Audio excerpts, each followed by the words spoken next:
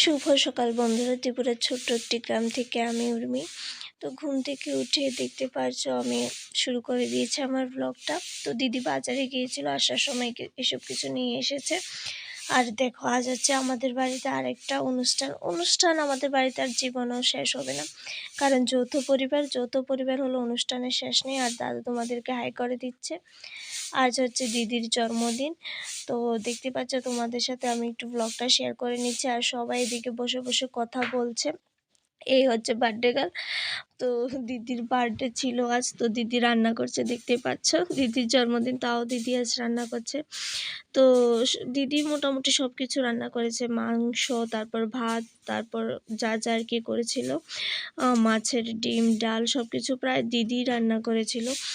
তো এই হচ্ছে আজকের মেনু। তো তারপর দেখতে পাচ্ছ আমি চলে এসেছি একটু খাওয়া দাওয়া করতে। বিকেলে টিফিন খাচ্ছি সবাই মিলে। তো আসার সময় টিফিন নিয়ে এসেছিল পুরি সবজি।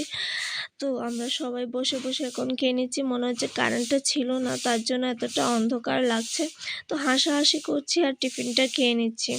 তারপর দেখো, কেকটা খুলে রেডি করে নিয়েছে, এখন কেকটা কাটা হবে। তো সবাই বসে রয়েছে। দেখতে পাচ্ছ এই পুচকিটা আজ আমাদের বাড়ি থেকে গেল না, সেই সকালে এসেছিল আর ও বাড়িতে গেল না। ওর বার্থডে পার্টি থাকবে, তারপরই যাবে বাড়িতে। তো তোমরা ব্লগটা কন্টিনিউ দেখতে থাকো, স্কিপ না করে।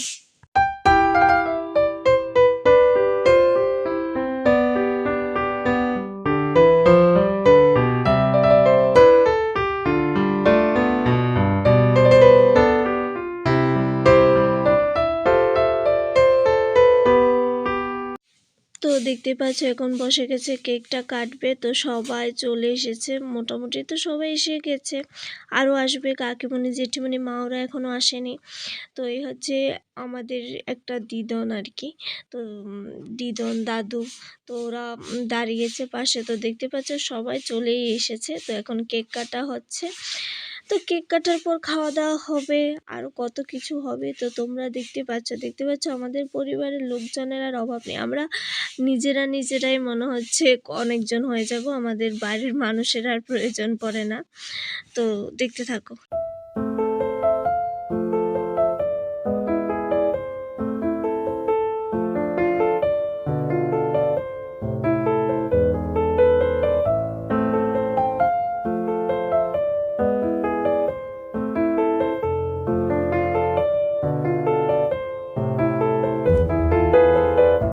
ওই দিকটায় কেক কাটছে আর এদিকটায় হাসাহাসির আর বন্ধনে কী নিয়ে যে হাসছে ওরা, ঠিক আমিও বুঝতে পারছি না।